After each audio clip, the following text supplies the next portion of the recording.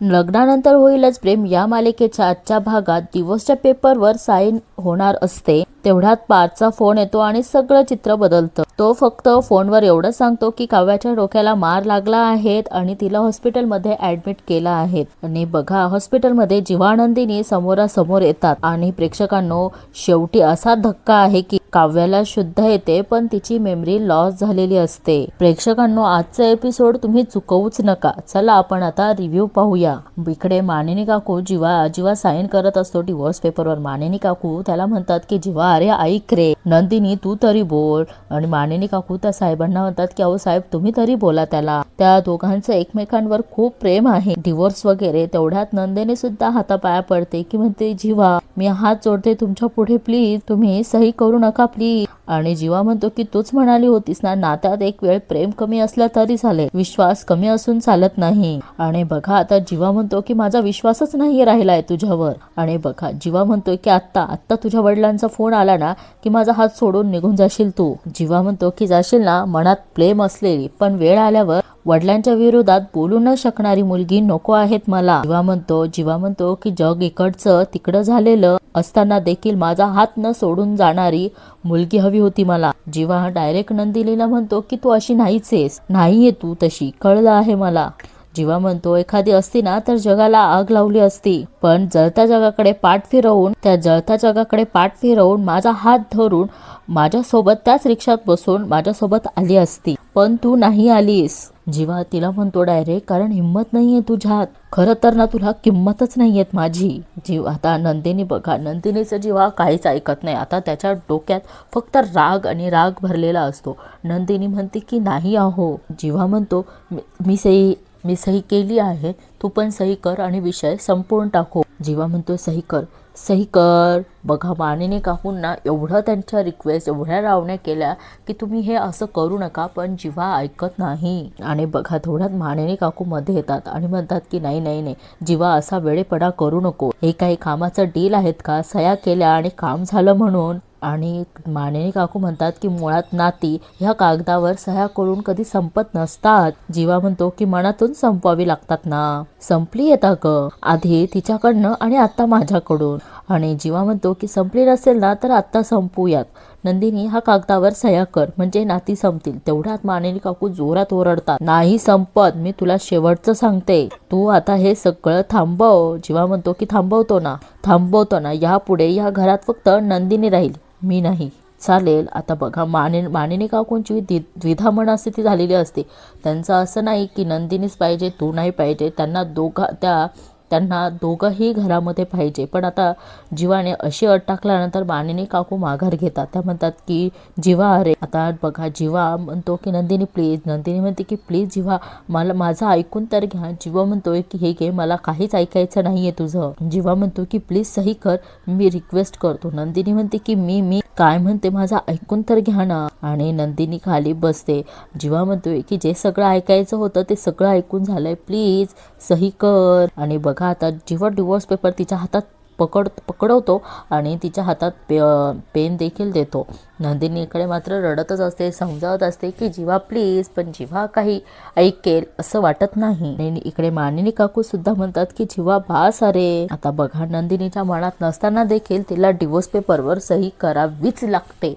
आता ती सही करायला जाणार. मानिनी काकू सुद्धा नंदिनीला म्हणतात की नंदिनी नाही, पण जीवा एवढा फोर्स करतोय तर त्याला कोण अडवणार. आणि बघा इकडे नंदिनी सही करणार तेवढ्यात तिला पार्थचा फोन येतो. आता नंदिनी सही करणं बाजूला ठेवते आणि पहिले तो फोन रिसीव्ह करते. आणि बघा नंदिनी म्हणते की हॅलो, हा पार्थ, तुम्ही पोहोचलात ना. आणि काव्या. आणि बघा पार्थ तिकडनं काही सांगितलेलं असतं आणि तेवढ्यात नंदिनी शॉक येऊन खाली बसते. आणि बघा नंदिनी म्हणते की पार्थ. आता बघा यांना काहीच कळत नाही या दोघांना की नक्की काय झालं आहे ते. आपण दुसरीकडे बघतो आता पार्थ विचारांमध्ये बसलेला असतो.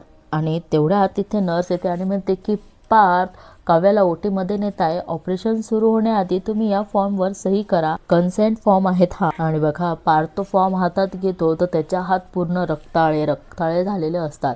त्या हातांकडेच बघत असतो तो. आणि प्रेक्षकांना त्या हात पुसायला जाणार तेव्हा त्याच्या लक्षात येतं की त्या रुमालामध्ये काव्याने बोरं घेतली होती तिला खाण्यासाठी. त्याला आठवतं काव्य म्हणाली होती जो दिल में है वो कहो, क्या पता देशमुख कल हो ना हो. त्याला सारखं तिची आठवण येते आणि त्याच्या हातात ते बोर त्या खाली पडून जातात. आणि इकडे बघा बिचारा काव्यात पार्थ टेन्शन मध्ये असतो आणि इकडे वसू आत्यांना किती आनंद झालाय. त्या म्हणतात की काय काव्याला हॉस्पिटलमध्ये ऍडमिट केलंय. रम्या म्हणते की हो. रम्या म्हणते खरं तर ना पार्थ काव्याला सेंटरला सोडवायला गेला होता म्हणून मी खूप सॅड झाले होते म्हणून बँडस्टँडला समुद्राजवळ जाऊन बसले होते. मग मी घरी आले त्यानंतर मामा मामीचं बोलणं ऐकून मला हे सगळं कळलं. रम्या म्हणते की पण तू तर घरात होती ना मग तुला कसं काय नाही कळलं हे. वसू आत्या म्हणतात ते जाऊ दे ग मला अगदी सांग किती लागलं आहे तिला. मरेल का. इकडे बघा या मरायच्या गोष्टी करतायत.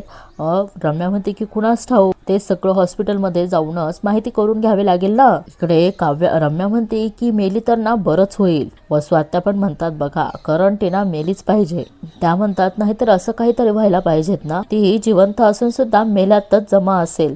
बघा काय विचार आहेत यांचे. आणि इकडे रम्या म्हणते की म्हणजे समथिंग लाईक कोमा पॅरालिसिस किंवा मेमरी लॉस. इकडे वसू आत्या म्हणतात की रम्या मेमरी लॉस झाला तर काय मज्जा येईल. बा काव्या सगळं विसरेल म्हणजे पार्थला सुद्धा विसरेल. तर इकडे रम्या म्हणते की ओ गॉड काय मस्त होईल ना आई. आणि रम्या म्हणते की देवा काहीतरी चमत्कार कर ना. हल्ली ना त्या दोघांमध्ये खूप छान छान चाललं आहे सगळं. रम्या खूप प्रार्थना करते म्हणते की देवा काहीतरी बॉम्ब टाक आता त्या दोघांमध्ये. रम्या म्हणते खरंच जर पार्थ काव्याला विसरली ना तर पार्थ कोलमडून पडेल हालेल आतून आणि तेव्हा मी त्याला सावरेल आणि मग आमचं लग्न होईल. बघा इकडे रम्या लग्नाचे स्वप्न पाहायला लागलीये. वसू आत्या म्हणतात की रम्या माझं गट फिलिंग मला सांगता आहेत की हे असंच होणार. रम्या म्हणते की खरंच आई. वसू आत्या म्हणतात की हो अगं गुरुजींनी भांगीत नव्हतं का केलं तू की तुझं आणि पार्थचं लग्न होईल. मध्ये काव्या आणि पार्थ एकमेकांच्या खूप जवळ येत होते. वसू आत्या म्हणतात की तेव्हा मला असं दिसत होतं की हे काही शक्यच नाहीये. पण आता जर का काव्या सगळंच विसरली मग तुझं आणि पार्थचं लग्न होणं सहज शक्य आहे. वसू आत्या म्हणतात की मला तर वाटतं ना गुरुजींना कदाचित हेच म्हणायचं होतं. रम्या म्हणते की आई शपथ हे ऐकूनच मला किती एक्साइटिंग वाटतंय तुला माहितीये. आणि बघ ही रम्या म्हणते की खरंच जर असं झालं नाही तर काव्यार्थ संपेल रम्यार्थ सुरू होईल. आणि बघा ही रम्या म्हणते की एक मिनिट काव्या जरी पार्थला विसरली तरीही पार्थ काव्याला सोडेल का. रम्या म्हणते की हा. वसू आत्या म्हणते की मी तोच विचार करते. ही वसू आत्या म्हणतात की रम्या जर काव्याचा टोटली मेमरी लॉस झाला पण ती तिच्या आयुष्यातला एक विशिष्ट काळ विसरली तर. रम्या म्हणते की विशिष्ट काळ. वसू आत्या म्हणतात की रम्या म्हणते की एक्झॅक्टली कुठला काळ म्हणजे काव्या आणि पार्थचं लग्न झालं या नंतरचा काळ. तर बघा आणि हे ह्या दोघी खिदी हसतात. आणि बघा हे दोघं हॉस्पिटलमध्ये पोहोचले असतात. तिथे विचारतात की काव्या नाही पार्थ देशमुख. आणि तेवढ्यात नंदिनी जीवाला म्हणते की जीवा म्हणजे पार्थ तिथे बसेल आहे. बघा प्रेक्षकांना इकडे पार्थ मात्र आता त्या बोरांकडेच बघत बसलेला असतो. आणि तेवढ्यात जीवा त्याला हाक मारतो की दादा.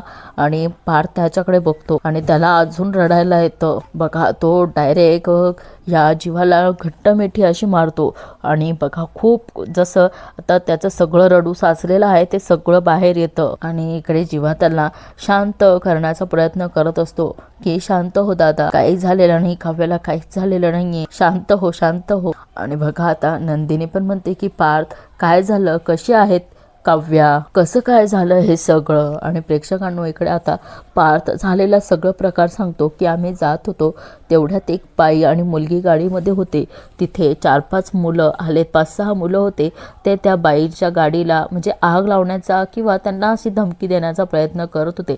म्हणून काव्या आणि मी त्या बाईला वाचवण्यासाठी त्या मुलांशी लढलो.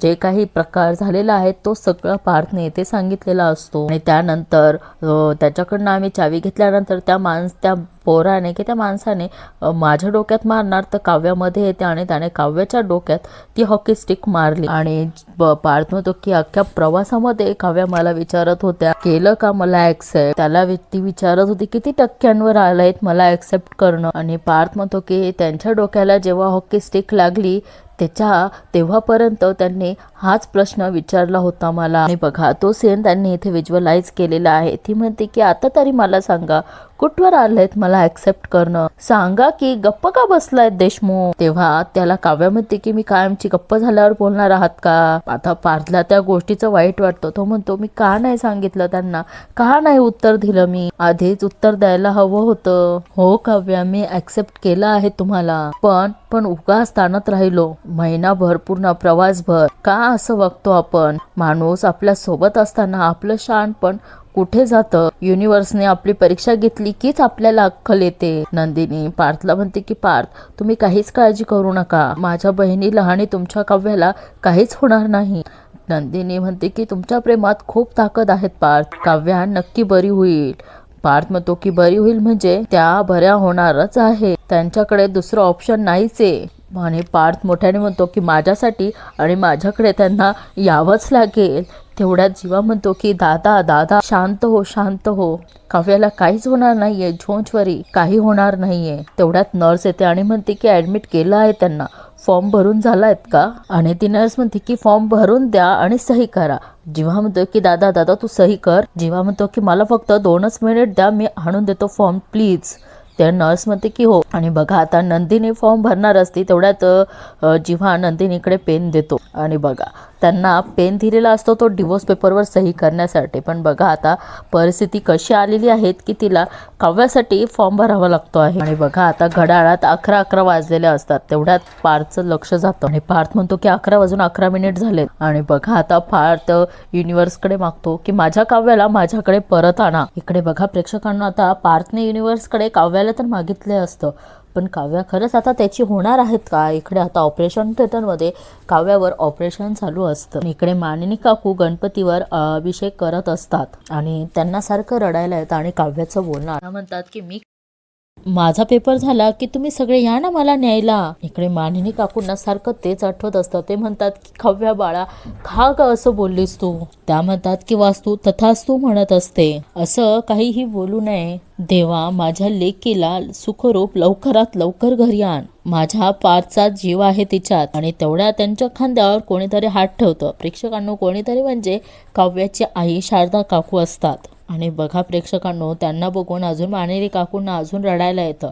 त्या दोघी जणी एकमेकींना भेटतात. बिचारा दोघींवर काय अवस्था असेल हे देव जाणे, कारण काव्याची आई असते ती, तिच्यावर काय बितली हे त्यांनाच माहिती. आणि इकडे काव्याची सासू ती देखील आईप्रमाणेच माया केलेली असते, त्यांना सुद्धा खूप वाईट वाटत असतं. शारदा काकू मानिनी काकूंना म्हणतात की हे काय होऊन बसलंय. मानिनी काकू म्हणतात की शारदा काकूंच्या अश्रू पुसून म्हणतात की आपण दोघींनी रडायला नको, आपल्या काव्याला काहीच होणार नाहीये, आपली काव्यानं लवकरात लवकर घरी येईल बघ. मानिनी काकू शारदाताईंना विचारतात की तुमची भेट झाली. शारदा काकू म्हणतात की नाही, डॉक्टरांनी मला भेटू दिलं नाहीत, कारण नुकतीच ट्रीटमेंट सुरू केली होती आणि त्यातून हे पण तिथे येऊन पोचले नव्हते. नंदिनी म्हणाली की आई घरी एकट्या आहेत, तू जा. तेवढ्यात आता वसू आत्या तिथे येतात आणि म्हणतात की एकटी कशाला, मी आहे की. वसू आत्या म्हणतात की नाही मला मान्य आहे की तुम्ही आम्हाला आपलं मानत नाही, पण तरीही मला आणि रम्याला या लोकांची आणि या घराची खूप काळजी आहे. वसू आत्या म्हणतात की रम्या तर बिचारी गेली सुद्धा हॉस्पिटलमध्ये काव्याला बघायला. आता वसू आत्या बघा किती भारी ऍक्टिंग करतात. त्या म्हणतात की काव्याच्या बाबतीत जे काही घडलं आहेत ना ते ऐकून ना आम्ही दोघी खरंच खूप हल्लो आहे.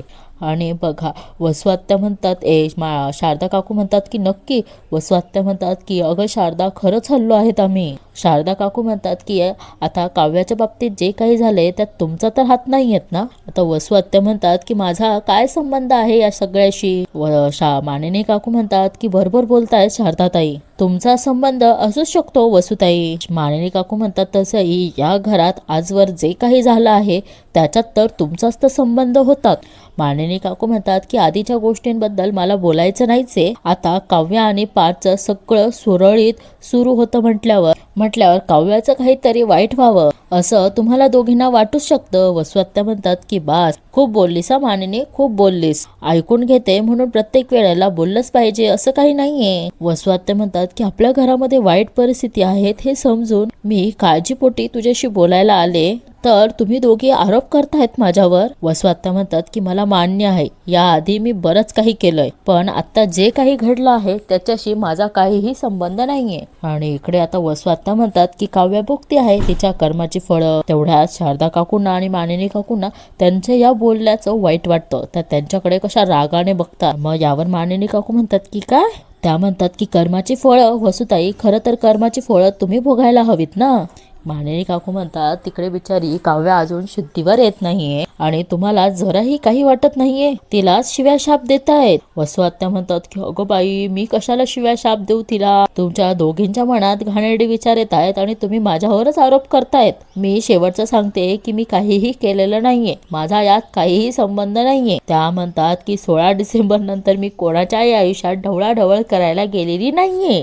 प्रेक्षकांनो, 16 डिसेंबरच्या जे बोलल्यात तेव्हाच मानिनी काकू आणि शारदा काकू त्यांच्याकडे बघतात. मग मानिनी काकू म्हणतात की 16 डिसेंबर नंतर म्हणजे आता बघा, यांच्या तोंडून आता 16 डिसेंबर निघाल्यानंतर त्या स्वतःच आता टेन्शनमध्ये येतात. तेवढ्याच मानिनी काकू म्हणतात की 16 डिसेंबरला काय केलं तुम्ही? आणि बघा आता प्रेक्षकांनो, इकडे नंदिनीला सुद्धा काव्याची देखील खूप आठवण येत असते. लग्न झाल्यानंतर आता आपल्याला माहिती की काव्याचं आणि जीवाचं एकमेकांवर प्रेम होतं, त्यामुळे आता काव्या स्वतःच नंदिनीशी नाराज असते आणि तिने रूममध्ये स्वतःला लॉक करून घेतलं असतं. तेव्हा नंदिनी तिथे तिला आवाज देते की काव्या काव्या. तेव्हा सुद्धा नंदिनी तिच्या मनातलं ओळखू शकली नव्हती. आणि जेव्हा या तिघी बहिणींचे म्हणजे काव्याचं आणि तिच्या लहान बहिणीचे भांडणं व्हायचे, तेव्हा सगळे भांडणं मिटवायला ही नंदिनी सगळ्यात पुढे असायची. आणि नंदिनीला मात्र काव्याची खूप म्हणजे खूप आठवण येत असते. मंगळागौरचे कार्यक्रम झाले तेव्हा दोघी बहिणींनी किती छान असे कार्यक्रम खेळले, एकमेकींसोबत वेळ घालवला, हे सगळं आता नंदिनीला आठवत असतं. आणि जेव्हा 16 डिसेंबरला जेव्हा या सगळ्यांना कळलं की काव्याचं आणि जीवाचं अफेअर होतं, तेव्हा कसं नंदिनी पूर्ण म्हणजे एका मनस्थितीमध्येच नव्हती कुणाच्या बोलण्याच्या चालण्याच्या.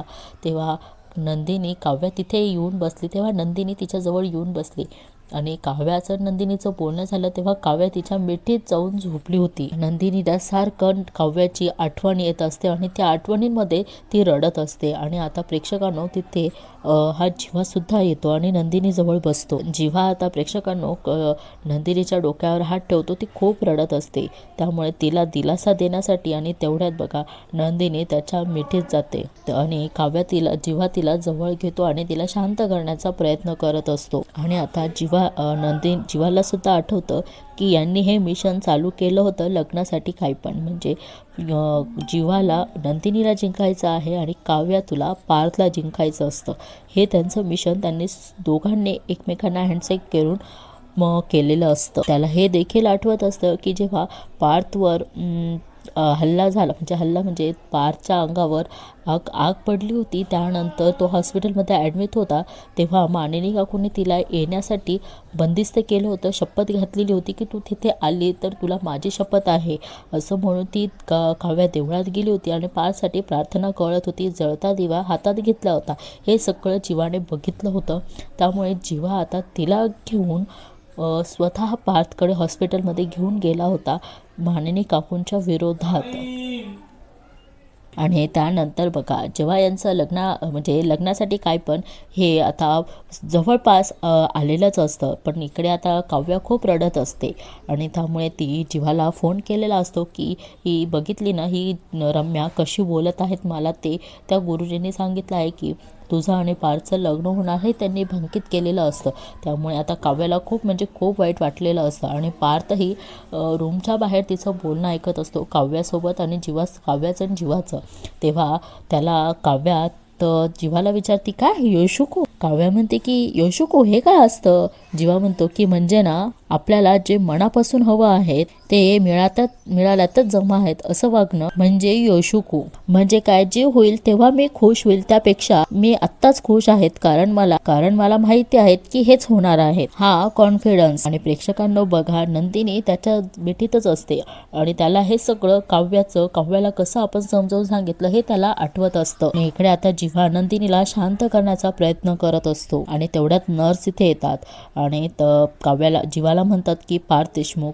जीवा म्हणतोय की हा तो बाहेर आहे, मी बोलावून आणतो. इकडे जीवा बघा पार्थ बघा गणपती बाप्पा समोर प्रार्थना करत असतो. मग पार्थ म्हणतो की देवा, मी आजपर्यंत स्वतःसाठी तुझ्याकडे काहीच मागितलं नाही, पण आज मागतोय माझ्या काव्याला बरं कर, त्यांना काहीच होऊ देऊ नको, प्लीज त्यांना काहीच होऊ देऊ नको. आणि इथेच मालिकेचा एपिसोड संपतो. प्रेक्षकांनो पुढील भागामध्ये दाखवलेला आहे. आणि बघा इकडे पार्थ म्हणतो की काव्या शुद्धीवर येणार, त्या शुद्धीवर येणार आणि मी त्यांना काव्या पेपर लिहिणार, मी त्यांना पेपर द्यायला घेऊन जाणार. आणि इकडे पार्थ बघा काव्याचं ऑपरेशन झालेलं असतं आणि पार्थ तिथे आलेला असतो आणि म्हणतो फिसकारलेली मांजर डोळे उघडले, तुमचा ओजी भोका आलाय, आता नाही जाणार तुम्हाला सोडून. तेवढ्यात काव्याचे डोळे उघडतात प्रेक्षकांनो आणि पार्थला हे बघून खूप आनंद होतो आणि म्हणतो की डॉक्टर, काव्या शुद्धीवर आल्या. आणि तेवढ्यात ही काव्या म्हणते की हात सोडा माझा. आणि पार्थ म्हणतो की काय. काव्य म्हणते की कोण आहात तुम्ही. आणि इथेच मालिकेचा एपिसोड संपतो. प्रेक्षकांनो काव्याची मेमरी लॉस झालेली आहे, काव्या पार्थला ओळखत नाही. आता बघा पुढील भाग